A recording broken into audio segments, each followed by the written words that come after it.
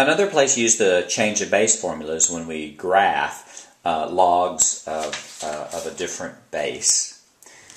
So let's think of that. Let's think of a problem where we graph y is equal to the 7th log of x. And in particular what we're trying to do is we're trying to figure out how this compares to y is equal to, say, log of x, or even ln x.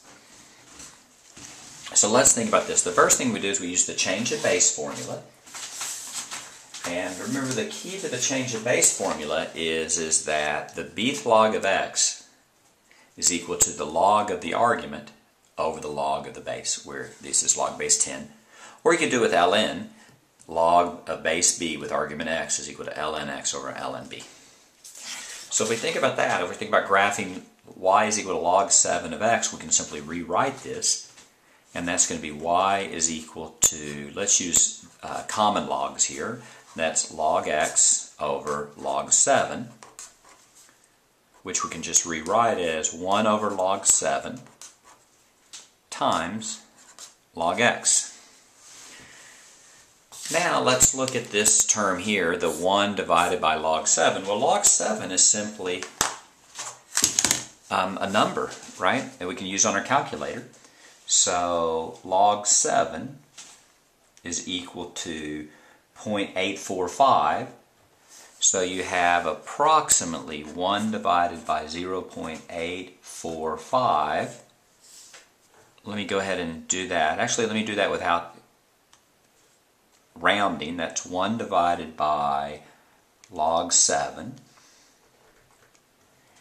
And that's going to be 1.183.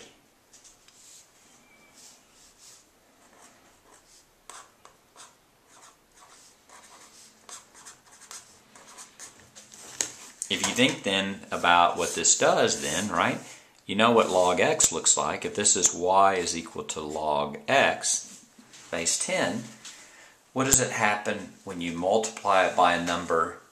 If you multiply it by a positive number, there's no flipping, but this is a number greater than 1, so what this is going to be is y is going to get bigger faster. It's just a stretch. You notice that this stretches up a little bit and it stretches a little bit less.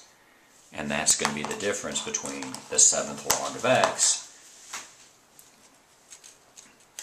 and log x. Sometimes you get a problem that looks a little bit different. It's really the same problem, but it's asked in a different way, and that is to rewrite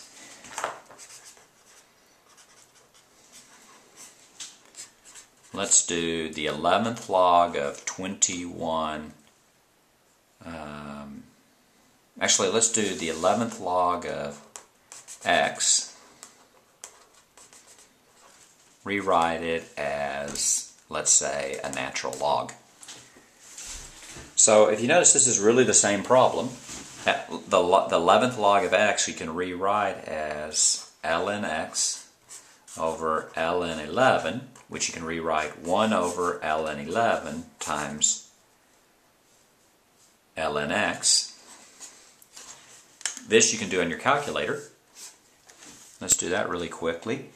1 divided by ln 11 is 0.4. So that's simply 0.417 ln x, approximately, because we've rounded it.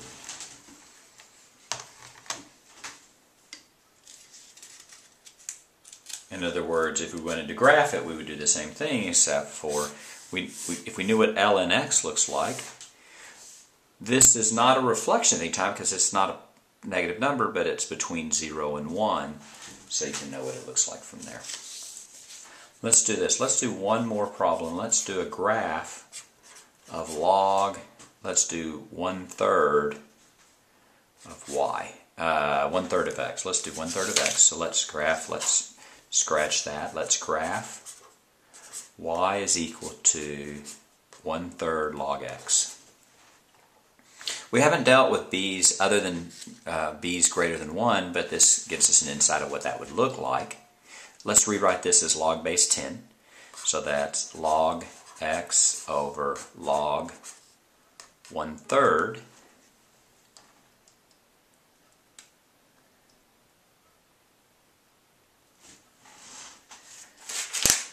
if you think about what 1/3 means, that's log, this is log 1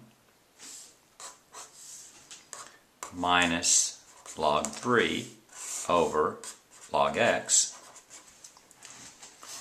Now log 1 minus log 3 we can do in our calculator. Let's do log 1 minus log x. I'm sorry, log 1 minus log 3. And you get minus